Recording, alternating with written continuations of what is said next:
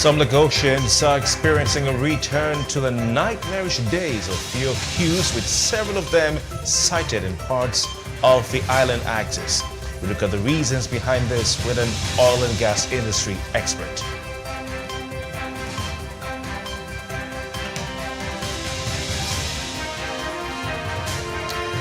And moral decadence in Nigerian society has again become a topical issue in the light of some recent happenings in the country. Where did we get it wrong? Our guest this morning, an author of a book on the subject, has some answers.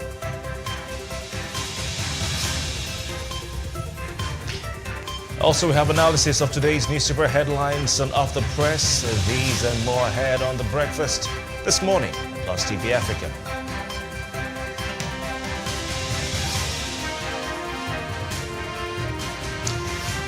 It's great to have you back on The Breakfast this morning on PlusTvAfrica, and of course we're here live from our studios in Victoria Island, Lagos.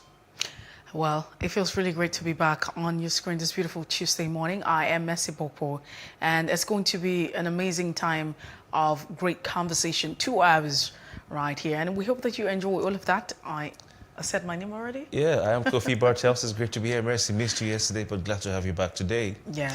And you know, sure it's never the same without you. It's good to be back. All right, great. We have interesting conversations, as we said today. Of course, we'll be looking at the queues. We saw a lot of them yesterday and this morning while coming to work, but we'll leave that for later time. And stories have been trending around Nigeria, especially online, which is where things trend these days.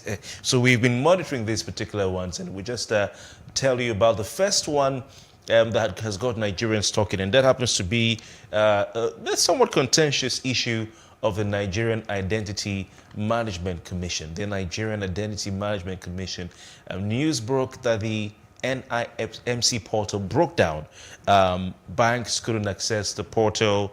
Telcos, passport issuance procedures were suffering as a result of this breakdown of the Nigerian Identity Management Commission, the NIMC.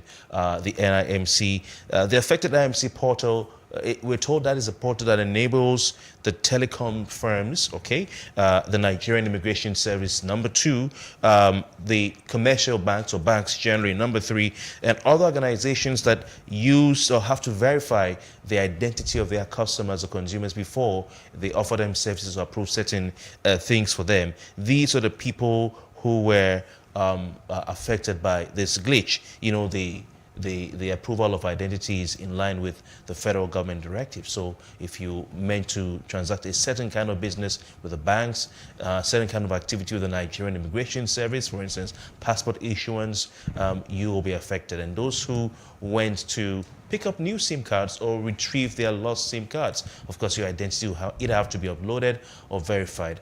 Those were the people affected by this. And if we recollect, or we go down memory lane, Nigerians have been through a lot to link their SIM cards to their national identity numbers, the NINs.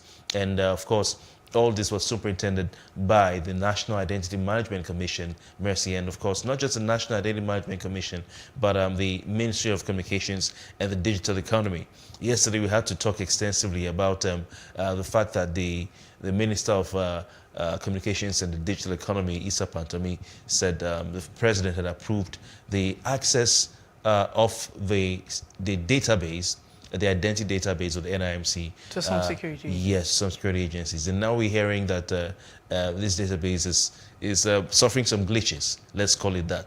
I'd have said crashed, but I don't use the word crashed. It's suffering some glitches. So people who were commenting online were wondering, okay, is there a relationship or a relation for all new and existing SIM cards, what we call SIM cards? Telecommunications firms are now required to synchronize the SIM registration portals with the NIMC portals so that they can verify the details of subscribers. Because it's not just a telecoms issue, it's also a security issue. And the downtime, you know, when you go to the bank, they say they have downtime or no network. It's entered the 6th day.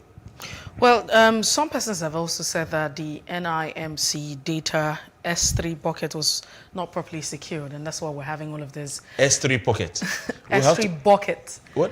S3 bucket was not. We have to send you away you from know, this that, studio. That's one of the communications firms so they can you know, employ so you. this is Come some up of with the technical terms, technical terms that are being I mean, used, and they understand the dynamics. Yeah. Of course, you know that we live in a country 211 million persons, according to the United Nations. All of this figure, so you have a lot of persons who are in the know of all of this, and mostly some people say that the truth is when the federal government said we're going to build a data, database from scratch. Then we had to employ foreigners, to do all of this for us. And the fact that this is actually not very secured is a major problem. Another one that concerns me or that worries me a lot is the fact that no magic can be performed. Because you have the fact that those in the telecom sector, those who are dependent on, the NIN, because there have to be a SIM verification or authenticity or authentication of all of this, the NIN with your SIM card cannot work, and those who want their passport to work cannot happen because the site is down and it's down. So some persons have really queried the fact that the government has not really been very efficient. If you look at the website of the federal government, most times you have foreigners. I really don't know what that means if you have foreigners building the website from scratch. What does that really mean? Does it mean that there's some kind of compromise? Or does it also mean that we need to use our very own to ensure that we secure all of that? So, but there's a lot of question and it calls for a lot of work because we know how great we have been with the NIN and verification issue and, the registration of it. Now the fact that you have other agencies of government that need to verify. So many people are waiting for, they need to get their passport done, renew their passport, SIM cards. So the drama is so much. It feels like there's a lot of trouble already for 2022. Too much stress. Looking at the economic situation. Some of the comments and it's interesting. You talked about the new procedure. Before now, the telecommunications companies, all they needed from you, we're told this was this is the experience we've had anyway, was a valid ID or a sworn affidavit, and then you're good to go. Now they need to cross-check your data with what is on the NIM database or impute your data, whichever. If they can't access that database, then it's not practicable to give you a new SIM card or to retrieve your lost SIM card. But interesting comments coming up online. Some of the telecommunications networks are having to, through their customer care handles on social media, reply or respond to the inquiries of aggrieved customers. For instance, one of them had to reply to a customer. I won't mention the name of this particular network. Yeah, but it was a long thread. It was a long thread. Okay, so this particular network, telecoms network, can I mention him? I think, I will leave the name. I'll put up a tweet to say they put a picture of the national identity card, all right, and put up a tweet to say, "Dear customer, we are sorry. We currently cannot process SIM swap and update requests rather due to external challenges. We appreciate your understanding and we'll post an updates once this has been resolved." This is one of the telecommunications networks, and people start replying to them that they're not serious, with the way they handle things, and so they were being attacked. So even the networks are suffering, but they have to take time to just to calm the customer down, to say, "Oh, we are sorry for the inconvenience, but it's totally not our fault." It's totally not our fault. Is what they said. So it's interesting to see. Some people are taking a dig at Issa Pantami. He's not too popular, especially with the news on his statements about terrorism. Since those days he hasn't been that popular, and some are saying that this is they call it pandemic Pantami's portal. It's not some nice words you want to see around and all that. So they're accusing him. The conspiracy theorists are out on this, really. But we'll keep monitoring. Hopefully the situation is sorted out as quickly as possible. Well, away from that, Benin Republic extends Sandy Balogun's detention, and that has also generated a lot of conversation in different space, a lot of talks, especially when you have the fact that some people would say this is actually some persons who are fighting for saying because the law would say that until you're being proven innocent. So if Benin Republic government insisted Sunday Igboho had an immigration-related offenses, of course he forged the passport and he claimed what is not and all of that, so he was apprehended. Now, if that's the case, and there has been making them keep him in prison illegally up until now, why then have the extension for the next 6 months? Why don't you charge him to court? Because, well, first of all, the law would always say, no matter what the case is. So that's the question I'm asking now. Is this a universal conversation? The fact that we say that everyone is innocent until proven guilty by a court of competent jurisdiction. So that's the number one question you ask. So is that law a universal issue? And if that's the case, so why don't you charge him to court? Why keep him? Because if you constantly keep him, it's illegal. It's not. It's illegal. It's condemnable, as a lot of people have said. As much as people are not saying that let's jump the. What's making you so sure that this detention of Adeyemo or Igboho, as he's popularly called, is illegal? No. See what we're saying here. I put up a question and I asked. The question I'm asking is, we constantly say that if anyone wakes up and say, Messi is a thief, that I stole 2 billion naira, it's expected. I'm not a thief until I'm being proven guilty by a court of competence jurisdiction. That's what is expected, that the law has to prove it. So up until the law proves it, I'm still innocent. I'm still at the realm of, you still be, constantly, address me as the accused, a suspect, because I'm not guilty until the law. So the question for me now is this law a universal issue? Is it applicable in different crimes that you have the issue of sovereignty? It's the question I'm asking. So it's an interesting, history you've given. But the background to I'll come back to that point I raised. So but the background to this whole issue is an Abuja-based human rights lawyer. I think his name is Pelumi Olajengbesi. Put up a Facebook post claiming that Igboho will soon be released, and that became news. And the lawyer to Igboho, Yomi Aliyu SAN, had to counter the post by Pelumi Olajengbesi saying that Igboho will be released, by saying that is not true, that his detention had been extended for the period of time that it has been announced, and of course, it became news. Now, the sentiments you're expressing are also shared by a number of Nigerians. No, it's not a sentiment. No, it's not. You don't understand. When you say it's a sentiment. Okay, the view. Yeah, it's a view, because are you okay with the word view? I asked a question. Yeah, the question I'm asking. I'm about to make my point, Messi. Okay. So, are you okay with the word view? The view you're expressing is valid, is shared by quite a number of Nigerians. Because they feel the same way you're feeling, in Nigeria. I don't feel, I'm saying. It's your view. Okay, fine. So yeah, I mean, you feel something about it, but let's leave that out of. But the thing is, it might be difficult to term his detention illegal because he was remanded by a court. So that's it. He was remanded by a court, so it might be difficult to term his detention illegal. If he was just thrown in jail, then probably that would be the issue, But I think the overriding thing behind your view is that people want to see justice, and that's what a lot of people are clamoring for. Spending 202 days in detention is not easy. Nigerians want to see justice, at least a fair treatment of their brother, their citizen, irrespective of where they come from. He's a Nigerian. No. So that's not the case. The case is you haven't even answered the question. The legality of his detention. So yes. And if you say you constantly detain him, friendly with no, you, let's not taking no, it's not matter. You're not taking by only. We need to move away, but this is what I'm saying now. No. He was. I would try to be. So he was being sentenced. He's on trial. But don't forget that the law was made for man and man for the law. If you're in trial, there are two things. Like Basket Mouth, a comedian, not a musician, because there are two. They love Nigerians, He said that two things are involved. He likes to say, in this case, two things are involved.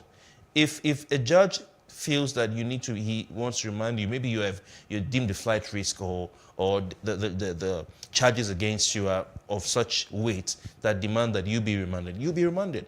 Or you could be released on bail. This is two things, and these are purely by law.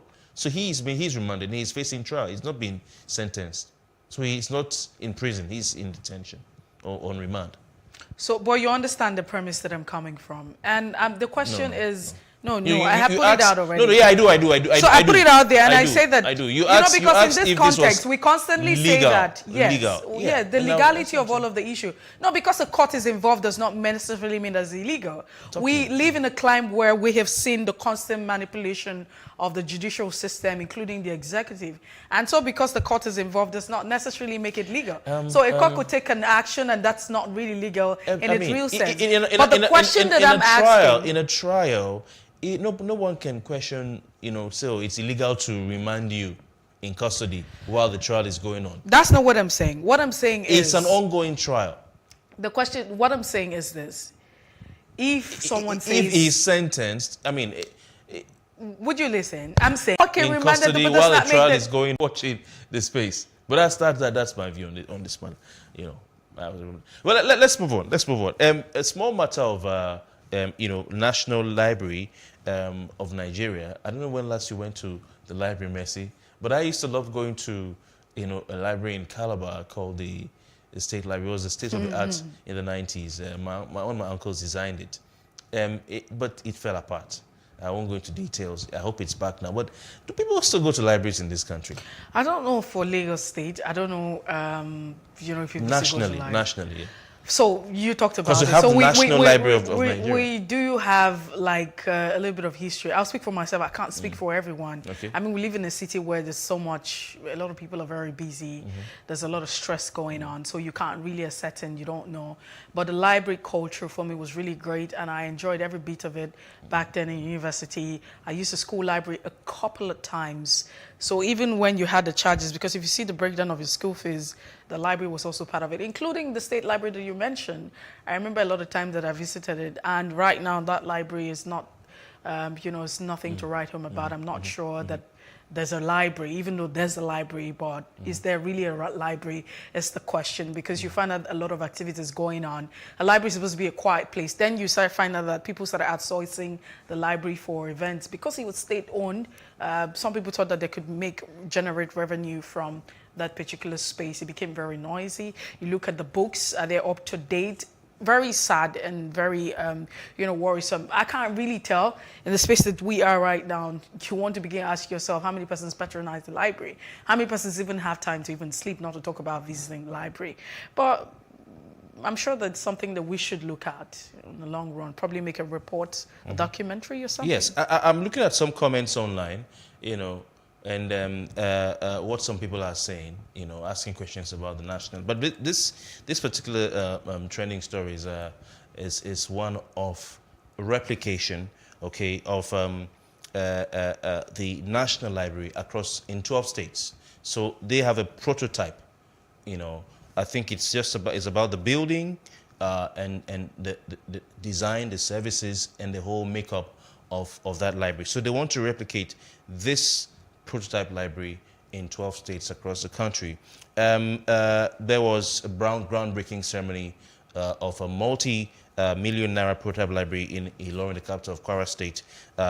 We had the national librarian. Some people have forgotten that we have a national librarian, Professor Chinwe Anunobi, who said the library boosts research and deepen a reading culture in Nigeria. But the question people are asking is, do we need such brick and mortar libraries in today's world? Spending millions of naira to build them across, when people just want to sit in their homes and access information from their phones, their laptops, and their tabs. So we'll keep watching this conversation as time goes on. But that's it for our trending stories this morning on The Breakfast. We'll be right back. We have more coming ahead. And so when we return, it would be time for Off the Press, where we take you through the front pages of our national dailies. Please stay tuned. To be wise. Wise in choosing an innovative platform with the highest market options and highest odds ever. That's why Winners Golden Bet, the leader in online, in-shop, virtual, and live sports betting, gives you enhanced platforms that offer you the best chances of winning. For betting on live soccer matches, live dog races, and virtual games, Winners Golden Bet is your best bet. Instant payment on winnings guaranteed. Play online or in any of our numerous shops nearest to you. Hey guys, be wise. Play on Winners Golden Bet. Winners Golden Bet, the wise choice. Nigeria's Niger Delta region, from where the black gold fuels Africa's largest economy, where the lines between wealth and poverty has never been thinner. Conflicts, poverty, insecurity, and environmental challenges daily confront the region. How can the Niger Delta story be changed for the better? Join Mamude Akuga at 9 p.m. every Friday evening on PlusTvAfrica as he probes deep in search of solutions. Church, our God is a God of salvation, far above all principality and power and might and dominion, that regardless of what happens in this season, you will escape. Say to your neighbor, there is no peace for the wicked. The lazy man does not roast what he took in hunting, but diligence is a man's precious possession. Finally, my brethren, be strong in the Lord and in the power of his might. Moment of Truth with Pastor Tunde Bakare, Sundays, 7 p.m. on PlusTvAfrica.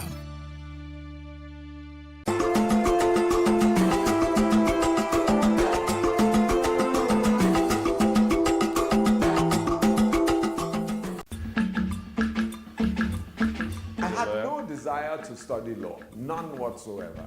I was more inclined to fine arts. My only ambition, I would say, was to become the chief. In Southeast fund projects. As quoted on that, and you also have federal government will bring Igboho back to Nigeria after prosecution in Benin, says Malami. That's the Attorney General of the Federation. That's the much we can take on The Guardian this morning. We'll go straight to the Punch newspaper with the following headlines at the front page with the kicker, portal breakdown. And the headline, NIMC telcos meet again, Chinese, Nigerians battle faults. Subscribers remain stranded. The following riders, NIN verification problems affecting other agencies. Downtime enters 7th day. Chinese Indian manufacturers join Galaxy backbone in marathon repair sessions. And JAM rules out postponement of 2022 UTME registration deadline amidst hitches. And you have pictures of some petrol stations that were closed and some Nigerians queuing to buy petrol, some even with jerry cans. You can see black market operators as well with their hose in hand. Lagos filling station shut as queues persist in Abuja, others. At the top of that front page, GT Co. Completes acquisition of funds management pension firms. Details on page 21. Sanusi denies presidential bid, says Nigeria sinking deeper in 2023. Reps probe 45 million accounts without BVN with 1.2 trillion naira deposit. What will happen to that money? We're set for indefinite strike. Federal government dribbling us, says ASU. We're set for indefinite strike. Federal government dribbling us, says ASU. Still with the Punch, Buhari won't sign electoral bill if amended for selfish interests. Malami saying that, and of course he was touted as being the one to give the president the advice on whether to sign that bill or not to sign that bill. Buhari won't sign electoral bill if amended for selfish interest. Another one, remove fuel subsidy official exchange rate. IMF urges FG. Remove fuel subsidy official exchange rate. IMF urges FG. And at the bottom of that front page, the following headlines. Oh, platform explosion. 2 more bodies recovered from wreckage. Really sad. Ondo AMC doctors tackle CMD over retirement and panel's visit. Oromoni, defense prosecution clash over evidence. Father weeps, testifies February 14. And presidency, I want to stop Nigeria from disintegration, says Tambuwal. Widow faces imprisonment for cutting house help's body with razor. Ondo keeps children. And finally, Wike McCarthy state grounds for PDP's victory in 2023. Let's move away from the Punch newspaper and check out The Nation. Petrol panic in Lagos and Abuja. It's a bold caption on The Nation newspaper. And NATO threatens strike over costs. No scarcity of products, says NNPC. IMF calls for fiscal reforms and VAT rise subsidy court. IMF calls for fiscal reforms, VAT raise subsidy court is what you also find on The Nation. Forget president if there's no unity. Wike warns the People's Democratic Party. And you have NFF appoints Amunike Eagles chief coach. GTCO acquires investment, one pension managers. And just before we move away from The Nation newspaper, a position on Igboho, Kanu, Abiakari by Malami. And that's it on The Nation newspaper this morning. Moving over to the Vanguard newspaper, the following headlines, a big one actually. Nation's mood will decide our presidential candidate, with the following writers. Says PDP source adds North only ruled for 2 years during PDP's reign. Zoning, a knotty issue. Will cross the river when we get to the bridge. PDP leader and confirmation of Gumu's INEC commissioner coup against democracy. PDP. 2023, Nigeria living on extra time. Sanusi, that's quite a statement. The top of that front page. Strike. Our NEC will decide, says Osodeke Asu president. Adulteration responsible for fuel scarcity investigation. 2023, Nigeria is bleeding. PDP needs to take over power from APC. Wike. And Catholic bishops kick against frequent borrowings. Sit at home. More headlines from the Vanguard newspaper. 2022 UTME / direct entry will decide or introduce self-service registration platform in Lagos and Abuja, says JAMB.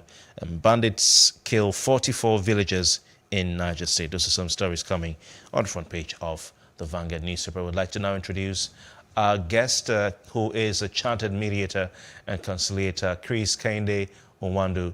Good morning to you. Good morning. Thanks for having me this morning. All right. Thanks for joining us.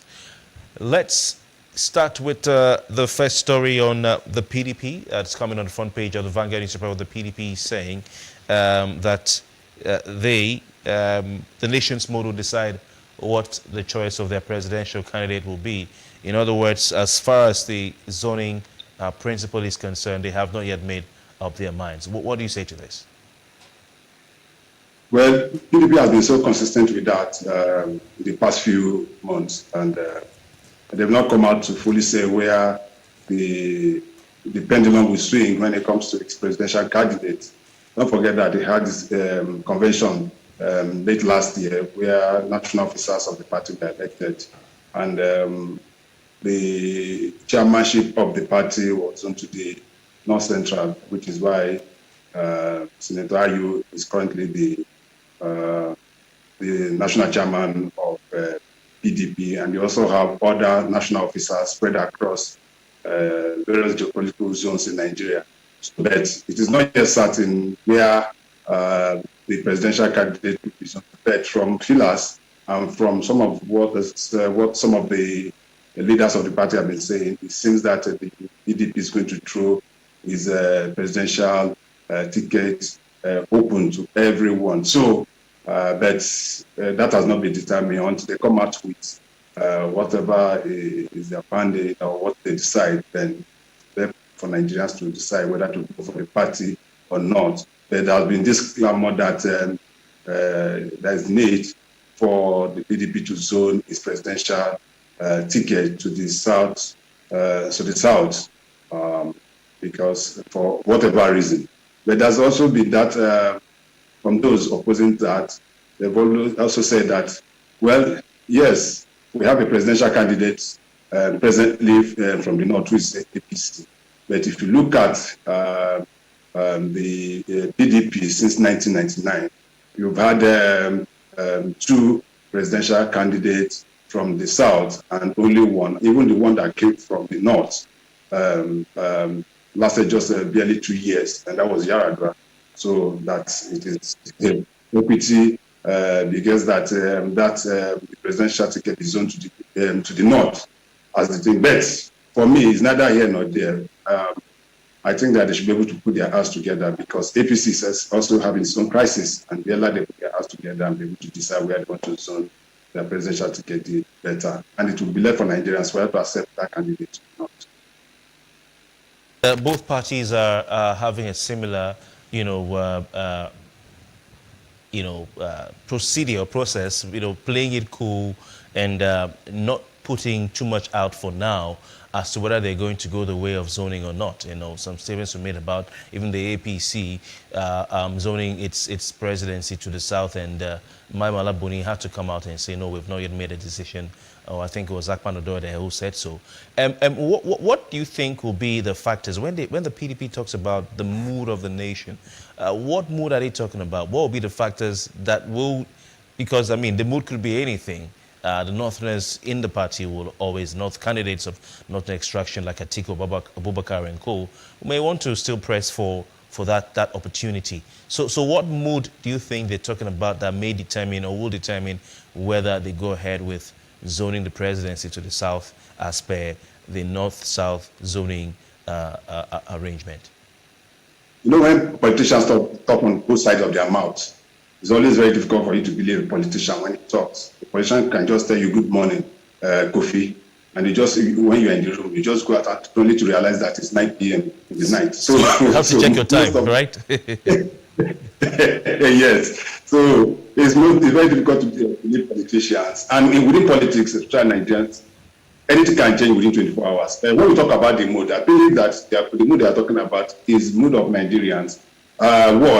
To decide whether they actually need somebody from the south or from somebody from the north. Then also, looking at the performance of the current government of APC, which in the past 7 years have been led by somebody from the north, and Nigerians happy with the way a northerner or president of the APC, representing the APC, are able to galvanize Nigerians, be able to push Nigerians, are able to harness most of the promises that they made in 2015. So those are the kind of things. Then within the political party also of PDP, there'll be intrigue, there'll be power show, there'll be power tussle here and there. What is coming to this? Even if they get it if they decide for a PDP candidate from the north as presidential, what of the vice president? Where will it come from? Will it come from the south-south? Will it come from the southwest? Will it come from the southeast? So those are the major debates. We don't forget that they have serious gladiators. The governor Tambuwa has already declared that he wants to run. The former Senate President Anyim has declared he's from the southeast, and some other candidates have also showed their interest. And we are looking forward to somebody like P2B and the rest. And Wike came out some few days to say that he has never agreed to be the vice president to anybody that is also well qualified. So those are the interests and those are the news they are talking about. Don't always take these politicians for their talk. Anything can happen at any given point in time. All right, so Chris, let's also look at the Guardian newspaper this morning. And the banner caption there reads, fuel scarcity, panic buying in Lagos. And some other parts of the country or probably might also have witnessed the panic buying up until this moment as we speak. There's a lot that's happening. The queues have actually returned. The big question a lot of persons are asking is what is really going on, because a lot of people cannot really tell and understand why we have the queues back. Why do we have fuel scarcity? Could it be, artificial scarcity that's been caused because you have filling stations trying to hoard the product? But we'd like to share your thoughts on that. Sincerely, I don't know for now, apart from the information that have been pushed out by the NNPC that there's no need for panic buying, we have enough. I'm a member of the NNPC media editors forum, and where they send information to senior editors within the industry, informing us what happens in the industry. And the statement, the last I read from them was that there's no need for panicking and the rest of it. But It's neither here then that left room for rumors. If you have read, if you're on your BB, I'm sure, or your WhatsApp, a few hours ago, you've read all sorts of information coming from saying, well, there was adulterated fuel, this and that was why the marketers have refused to buy and sell. Then NATO, if you look also the front page of one of these papers, NATO is also the National Association of Road Transport Workers, or whatever they call them. Owners. So, yes, owners, exactly, say they are going on strike. But what baffles me is that despite the denial by NNPC that there is no need for pandemic, that there's fuel everywhere, if you go to the NNPC headquarters, the central area in Abuja, there is a fuel station directly opposite at NNPC. And you will see the long queue of fuel that has been on for weeks now.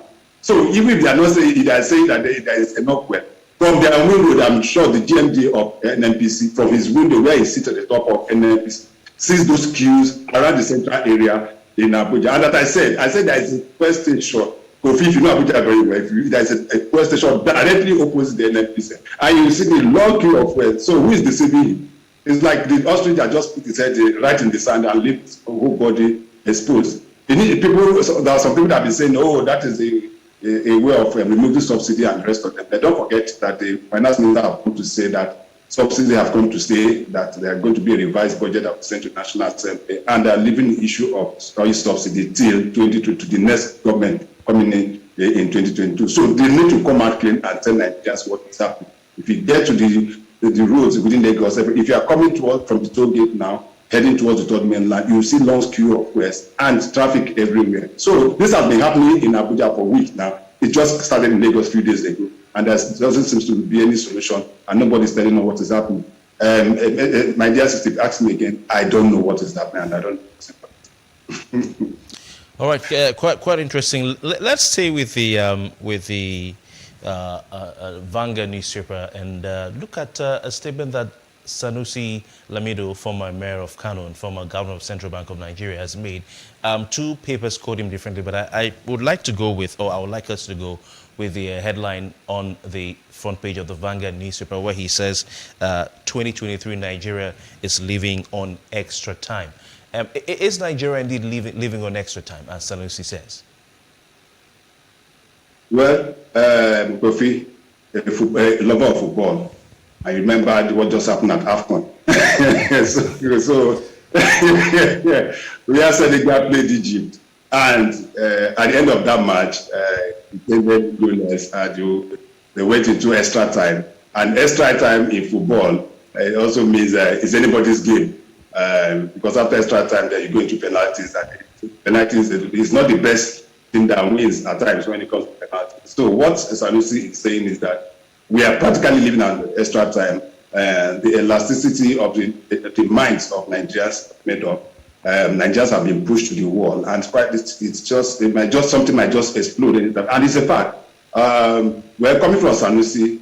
I want to believe him. He's a thorough economist, but I wouldn't forget also the role that Sanusi played in 2015 or 2014, 2015, bringing in this government. I knew how he vilified the former President Goodluck Jonathan, even when he was the governor of Central Bank.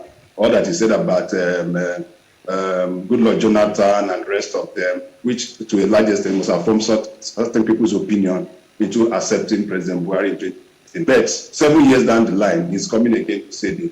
So, but without being we don't need the Sanusi to tell us that we're having issues. We are having serious problem in Nigeria. We're having economic problem. We are having political problem. We are having insecurity, question of insecurity, debt. Just recently, we heard that China have used to give us more loans and the rest of them. So it is a misgrill of sorts.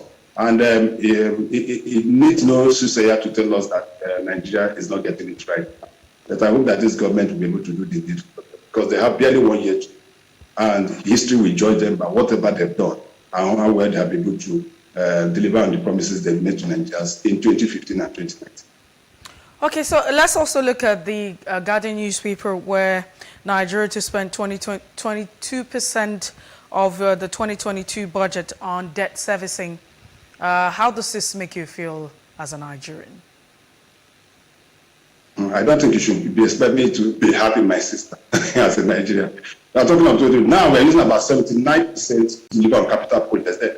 And the way our budget is built, you see that we don't get more capital projects. You see that we just use it to pay salaries, a monument, take off office, and the rest of them. And you have little left of capital projects. IMF was giving us certain conditions, things we need to do, and the rest of them.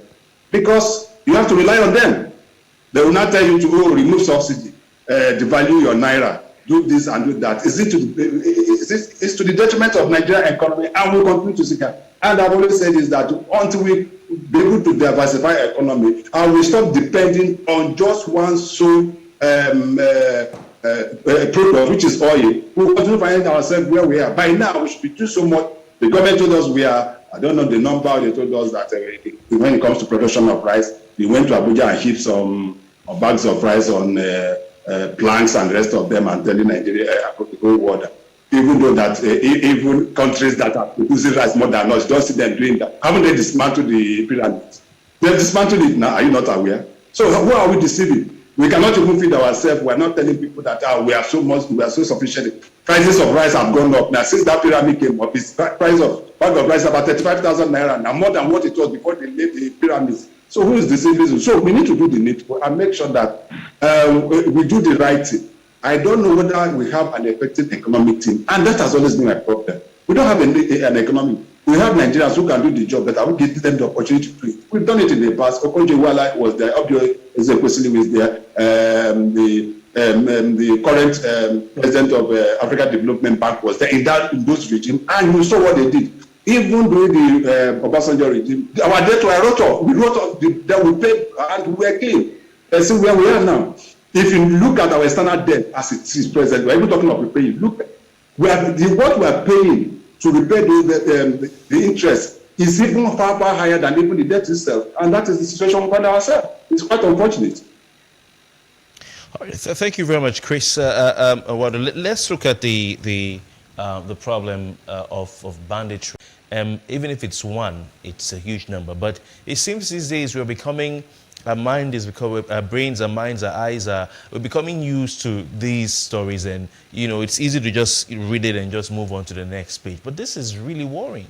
44 villagers killed in Niger, and I'm sure yesterday there was another headline of people being killed by bandits. What do you say? I'm not getting used to it. I used to read. If you say you're getting used to it, it's presumption. We are used to it because you just look at the number of people killed these days, it becomes numbers. We are counting on numbers now. We are not looking at it from the human angle that these are human beings whose lives are being wasted by terrorists for no good reasons. And the president a few days ago said that he's going to hand over a more safer Nigeria to the next coming administration. He has done 7 years, going to 8 years in the last year.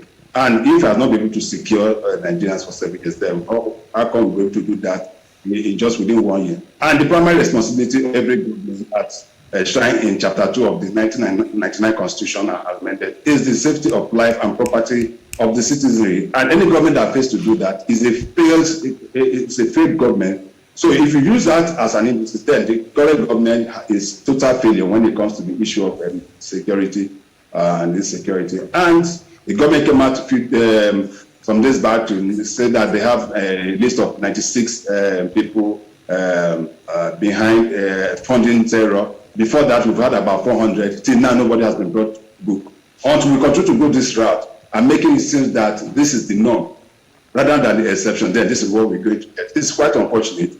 And let me tell you, Kofi, the newspaper reported about 40. I can tell you for every 40 that was reported, another 40, double 40 or triple 40 must have been killed that were not captured by the media. And that is how we roll. And we don't seem to care and we don't seem to bother.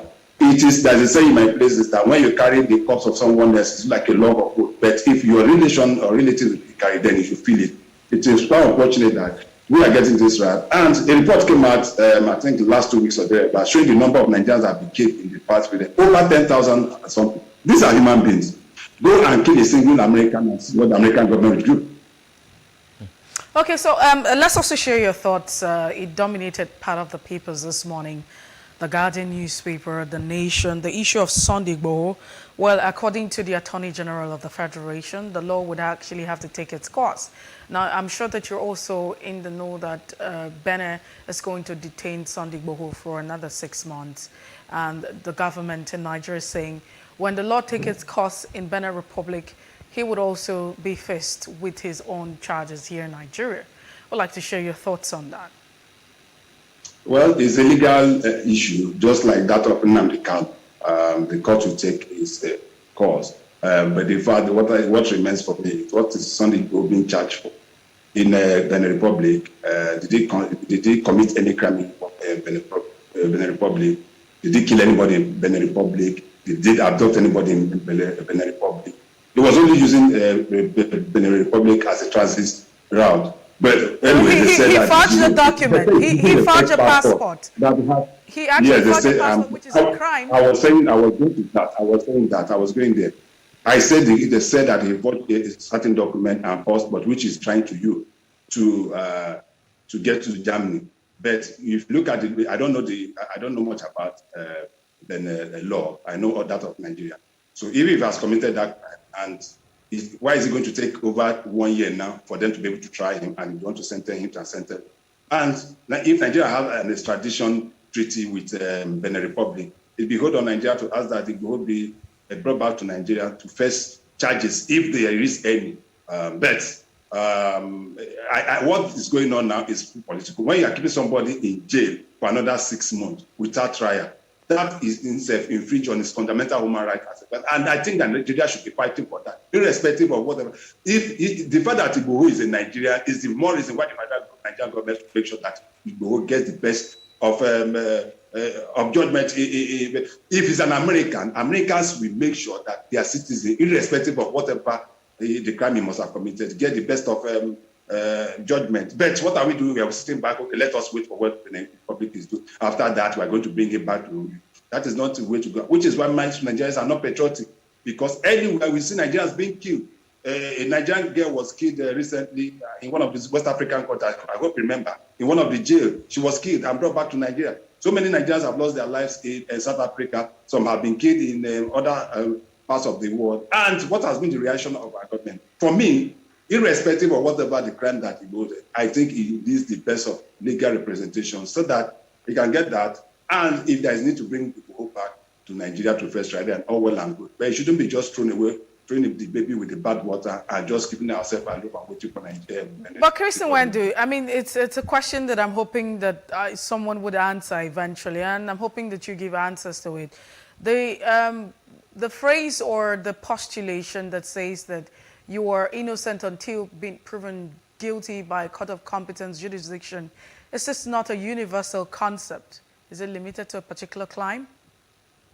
No, it is a universal concept. Even the UN Charter of Human Rights are able to take care of that and say that you are as innocent as anything until you are convicted. So they are accused. He is an accused person, allegedly to have been involved in certain infractions in Benin Republic. Even if he has, as is done in other parts of, if Igboho is able to claim that his human rights is being violated in his country, he can seek for asylum in Benin Republic. He can. If he was going to Germany, if he gets to Germany, he can seek asylum. And the government of Germany or wherever country will look at the merits of his application and may be able to grant him whether we like it or not. Igboho, as far as is concerned, they deserve the status of a refugee, whether you like it or not. His house was invaded by security agencies. Some of his family members were killed. He was accused of committing certain crimes, and the rest of them, police said he was invited, and the rest of them, they didn't show up, and the rest of them. Yes, if he's accused of certain crime against the state, yes, he can stand trial. But the way it is at present, as it were, I continue to say that the Nigerian government should be more involved in the issue. First and foremost, that this is a Nigeria, and all his necessary rights must be well protected in a foreign country. Then you can ask for extradition and get him tried here. And if the Benin government feels that he has committed any crime, then he should be tried. The trial shouldn't last more than 3 months. Why is it lasting over 1 year, going to another 6 months and extending? That in itself is a fundamental human rights issue which should not be allowed to stand. Okay, you know, the fundamental rights you're talking about, some could argue he's awaiting trial, or rather he's undergoing a trial, even though he's been remanded in prison, and it's taken quite a long time for him for this to be sorted out. But the trial is ongoing. I mean, we have several persons in Nigeria who are in jail awaiting trial. They've not even begun their trial yet. They simply are awaiting trial because they don't have probably a lawyer, or here there's no vehicle to take them to court, or someone has just forgotten about the case, maybe from the DPP or something. Maybe the file has been sent to the Director of Public Prosecution, is yet to be treated because of the volume of files that are being sent there on a daily basis. Should we be calling this a human rights case if the legal process is ongoing to determine whether he's guilty or not of the charges against him and his wife, namely forging Beninese passport? Yes, the administration of criminal justice in Nigeria is a long road. It's not easy, as you know. So many things come to play. Don't also forget that you have to provide evidence before somebody can be fully prosecuted. That is one. But the question you ask yourself, why I continue to term it human rights, is why did Sandy Balogun leave Nigeria? Why was he going to Germany? Why did he have to sneak out through the back door to find himself in Benin and from there trying to make his way to Germany? It's because he felt that his fundamental human right would be infringed upon, and that there was an attempt on his life and he was to be killed. The same thing happened to Nnamdi Kanu. Don't forget that soldiers raided his house and they almost got him killed before he was able to sneak out and find himself in UK or wherever he found himself until he was picked up in Kenya. So, talking from that angle, I see this as more of human rights evaluation. That is talking about Benin now and criminality. Yeah, because the criminality element cannot be. I mean, are you saying that if you are a refugee or you're a prisoner, you are an asylum seeker, or you're fleeing, human rights abuse in your country, it gives you a right to potentially break the laws of another country? No, I didn't say that. That's what is called prisoners of conscience. Kofi, I'm sure you know that very well. So if for any reason, and I find my way in a situation that for whatever reason, the DSS are going after me and they want to pick me up or want to kill me or God forbid. And I'll be able to see that my life is in danger. I have the right to be able to find my way, sneak out of Nigeria and find a safer place. And that in itself will become an issue. Why do you think there are so many people seek asylum across the state? Not these ones that go, this bread and butter kind of asylum seekers, Nigerians that are going to us part of the world and claiming to be I'm talking of serious persecution and rest of it. Don't forget that some of his guys were killed.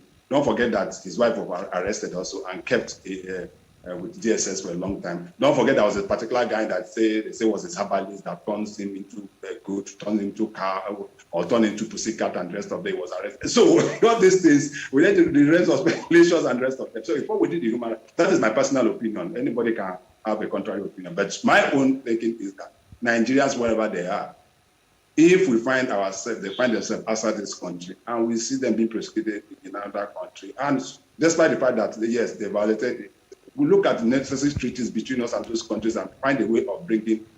There are some countries we have treaties with that. If you are in prison, and like I think in Dubai and UK or something, if a Nigerian is sentenced, is sent to prison in UK or thereabouts, we have a treaty that said that that person that can be repatriated to Nigeria and he will come to Nigeria and get himself in jail and. I'm sure you are we not expecting too much of the federal government of Nigeria?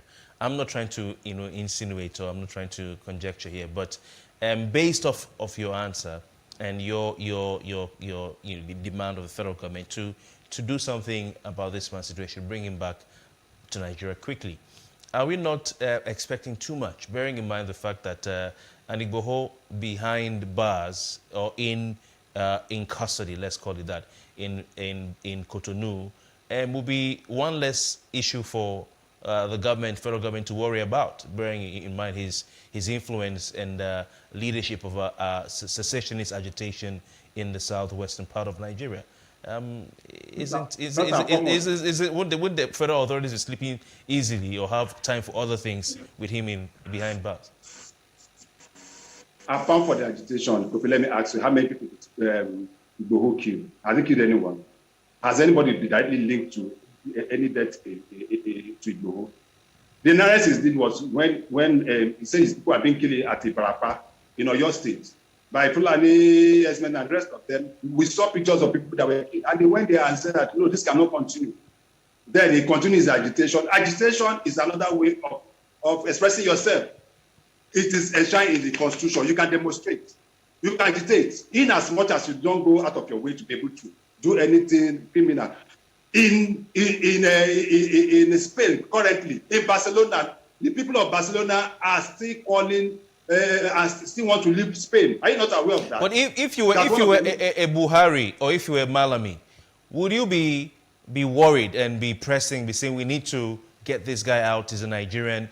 We need to make sure that his rights are protected quickly. Will you be losing sleep over this? Or will you be saying, well, let's see what the Beninese legal procedure will come up with. We'll keep monitoring and watching it. What would you be doing if you were Buhari or Malami?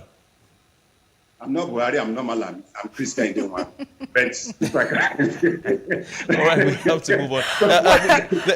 Let's also quickly check out this one. It still has to do with the issue of agitation. And then you have the IPOP reaffirming April as a deadline for the ban of cow meats in the Southeast. I mean, a lot of people have actually queried the pattern. Like you have rightly mentioned, it's okay for people to protest and express their concern. And it's all right for people to say we want a different country, ask for a referendum if you want to say. But, with this move that you have the IPOP pushing for, saying we're going to ban, we're still Nigerians now. I mean, you have other parts of the country transacting or who are very, prominent in this kind of business. And you're saying you're going to have some restrict. I don't know how that's going to happen, but let's share your thoughts on it. I'm an Igbo man. I'm from Igbo State. If you ask me personally, I may have a different opinion with iPod. I don't see any reason why cow meat should be banned from the Southeast. My problem is not cow. The cow is not my problem as an Igbo man. My problem is my people to be economically empowered.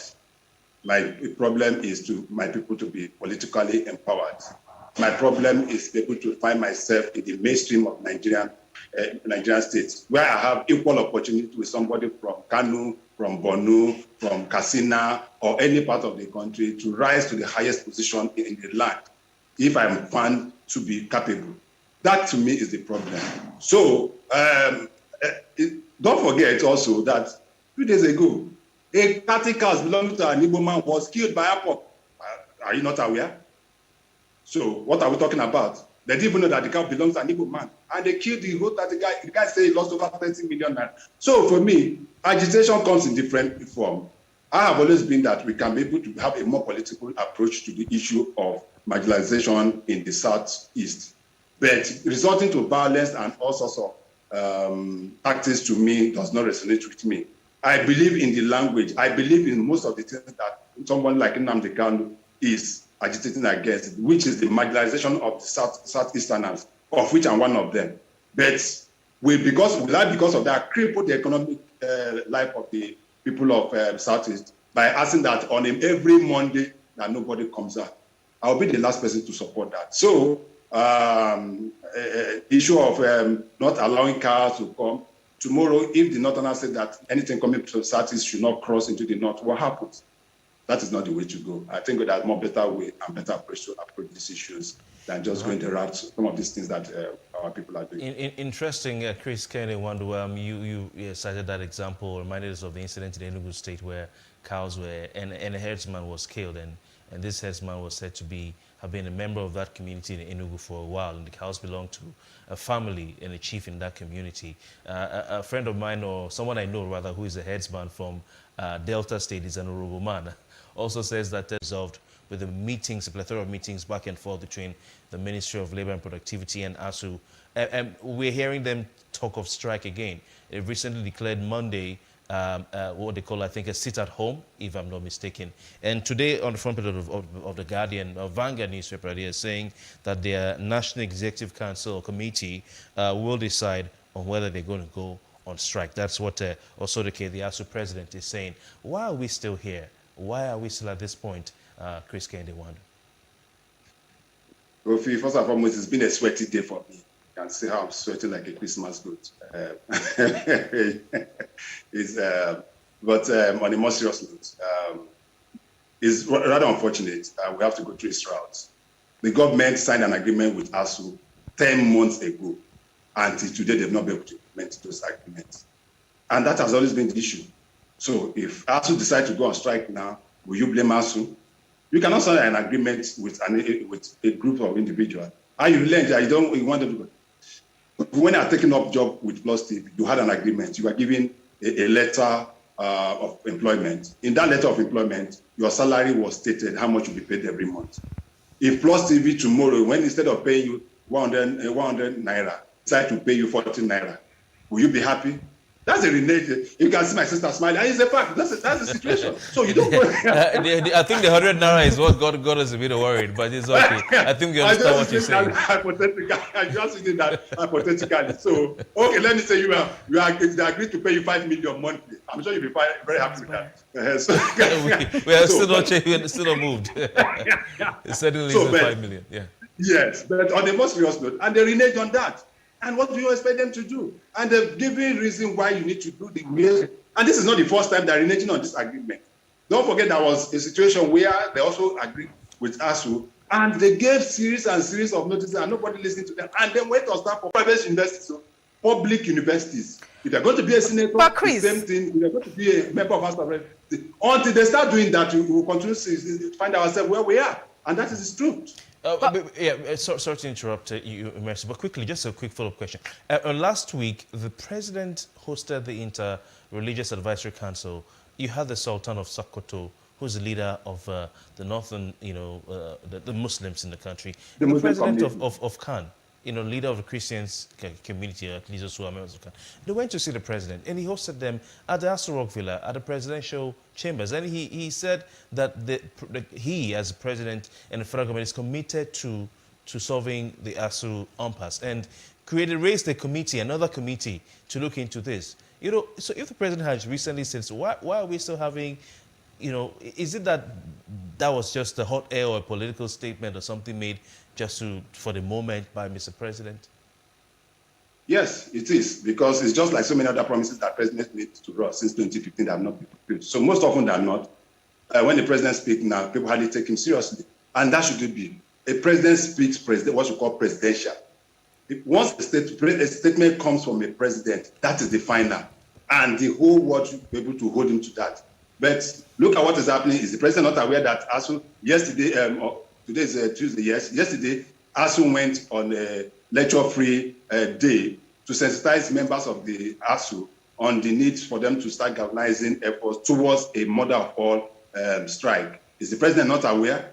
Has he called the Minister of Labor? Has he called the Minister of Education? Just merely telling the religious leaders is not enough for me. He knows what to do. The president should invite Minister of Education, should invite Minister of Labor, he should invite the Attorney General of the Federation, and also invite ASU to a round table and let this. The president have not for once done that. All the people that have been making efforts to solve this problem, National Assembly, Minister of Labor, Minister of Education, and that is why I don't even think that the president, vice president have been involved. The president, the same way he received the religious leaders, should now call this various groups together and give a directive. Okay, so Chris, let me ask you this. Quickly as we coast it down now, I'm sure that this question would also be on the minds of a lot of Nigerians. Why do ASU always, what does the federal government say to ASU that they call of the strike all the time? This is not the very first time. I seated here had experienced ASU strike for 6 months as a student in university. And so if the ASU, because it has become a practice that the federal government will enter into an agreement with ASU, because ASU is trying to get the government to respect the law order, the Labor Act, and respect employees. And so if the federal government says we're going to we get into an agreement, and usually you expect that an agreement, it should be respected because it's an agreement between both parties. Here you're talking about the government, and then the government over time, this is not the first time, 10 months, 7 months, what have you. Why did ASU always, have to call off the strike? What did the government say to them that they call off the strike? And then they know that the government will not respect it, they will not implement it, and then they call off the strike. So why do they keep going that same route? So if we want to embark on a strike, it might not sound very logical, but maybe we think about going on strike for 2 years. It probably would just make a difference, because I don't understand that if ASU says they're going to go on strike tomorrow, it's not going to make any difference because they will call it off in 5 days. So what does the government really tell them that they call off the strike? And why do they keep going on that strike knowing that the government will not implement? And then we keep going in this circle. At the end of the day, you know that the grass will definitely suffer. We're talking about the students. In law, there's what we call valid contracts. It's a contract that is signed, sealed, and delivered.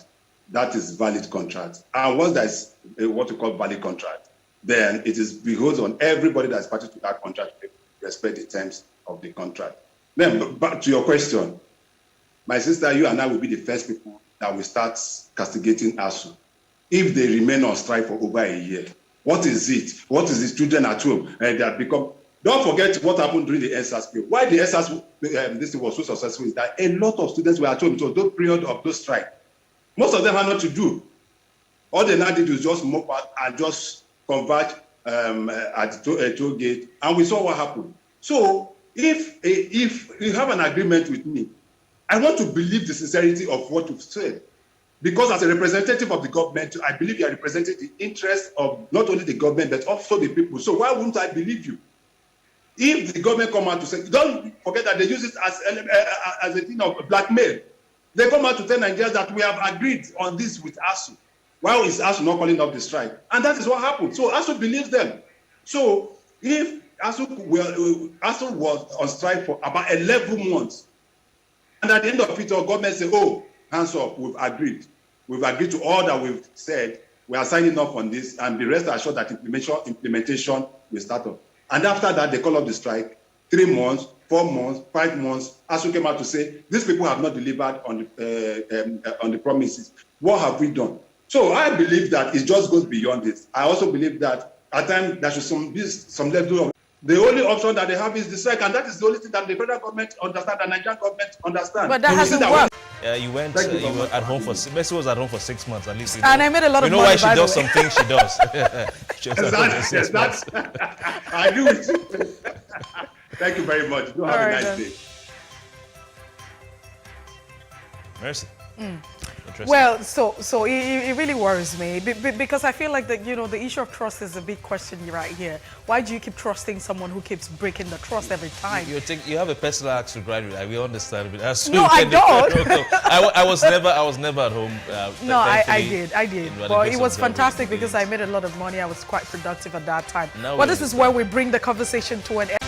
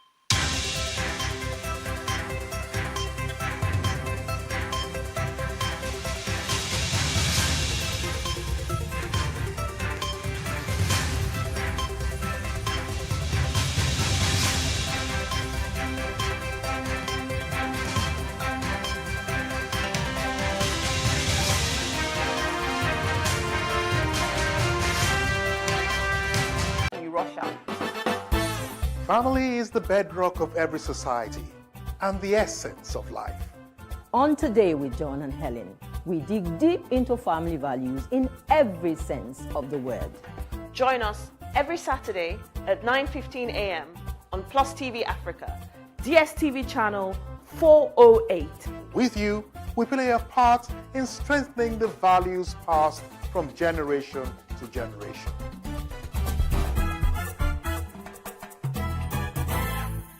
How can we have peace without justice? Plus Politics. It's not just another political conversation, it's about keeping you in the know. The relevant interviews, asking the tough questions to those that matter. Get the answers you need. Does it mean that the people who were injured, people who were shot at, those who were involved in that stampede are not going to get justice? It is unfortunate, it is sad that we have a government of deaf and dumb. Analysis from top experts. The last election was not really an election. We feel that Obasanjo has a very special place in his heart for hating Ijaw people. I think it really boils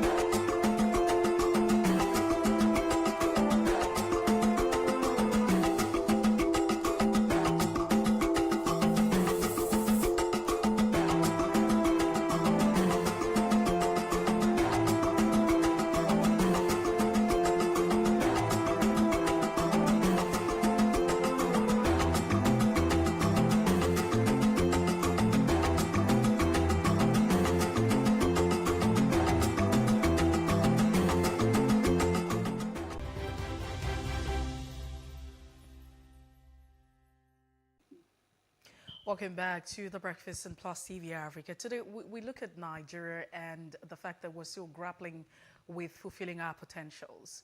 And that will be the crux of our conversation this morning on The Breakfast. Contrary to the popular argument, we will be taking a look at our collective contribution to the decadence in Nigeria.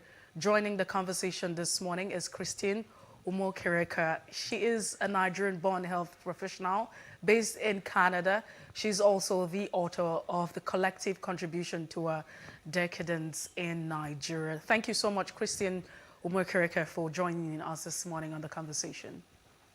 Thank you for having me. I really appreciate you guys having me. Okay, so just this week, let's start off with this. Very popular book. Chinua Achebe actually wrote a book that's still very popular.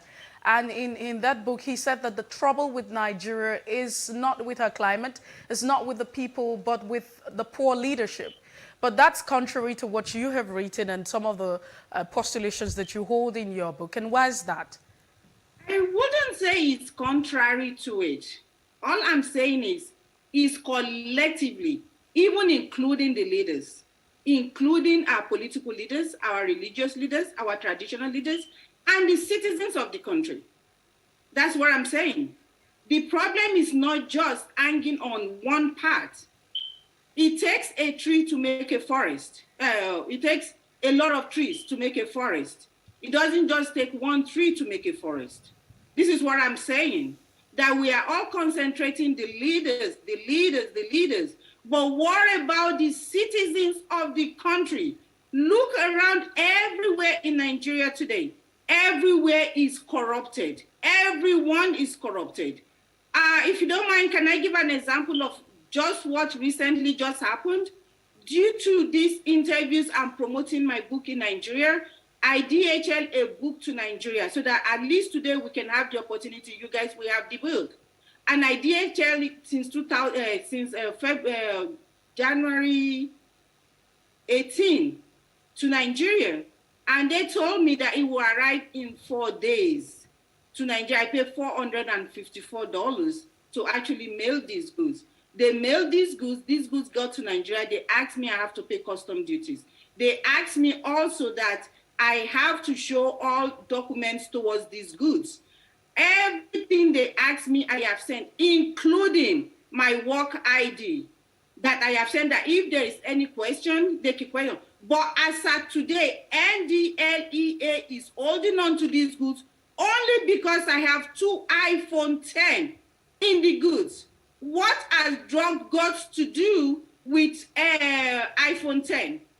These goods came all the way from Canada. There was no drug. Now in Nigeria, there is drug. They have not released these goods. Okay, my point here now, we are concentrating on the government and the government. The question now, is this a government?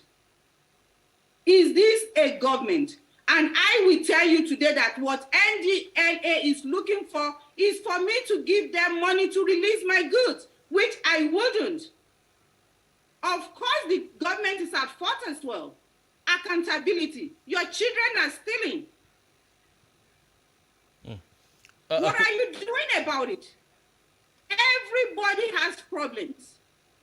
Even when you get to Nigerian airport, to even pee alone at the Nigerian airport, they want you to pay for toilet paper, the people that sit there. Our morals, values, everything is gone. We don't have any integrity. Then we are crying there is no job. So if I had sent something now that is pertaining to give a job to Nigeria, the NDLEA is holding on to it. Is this right? Am I going to DHL again? So DHL staff now, they're not going to have jobs. Because the less goods that I sent, the less good people that experience the same thing that I have experienced, the less they have sent as well, then the less there are jobs. Then they start firing people. We are the problems of Nigeria. So Christine, are you saying... A good example. Yeah, Christine, you're saying that you sent your books down to Nigeria and you sent them along with some personal items, namely 2 mobile phones. And the national Drug Law Enforcement Agency, which is a government agency that fights, drug abuse and all over in the country, headed by former Lagos State Military Administrator Buba Marwa, seized your books and your phones. Yes. And did they give you any reason? No reason. Okay. To be honest, when I called DHL, to be honest, on the background, I'm not going to mention them for confidentiality. They told me to go settle NDLEA if I want my goods. All right. This is quite a very sad situation and a bad advertisement for Nigeria. I know that if Alhaji Buba Marwa hears about this, he'll be very, very distraught.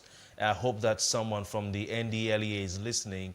Whilst we've invited this Nigerian citizen, who is doing a great work abroad and has written a book on Nigeria and how we can fix things in the nation, which actually is what the NDLEA is trying to do. And she sent these things back home, books back home, and some phones attached to them. And officials of the NDLEA have seized the phones when it has nothing to do with drugs. But anyway, we do hope that this situation is sorted out. Are there particular instances or particular experiences that you may have heard of or have had that led to the thesis of your book, like Mercy has said, she's so eloquently quoted? Because I come to Nigeria a lot. Yes, I live in this country, and I've been living in total all the countries that I've lived in, because this is not the only country I've lived in before, about 30-something years, but I come to Nigeria a lot. It's pathetic when I come home and see what is going on.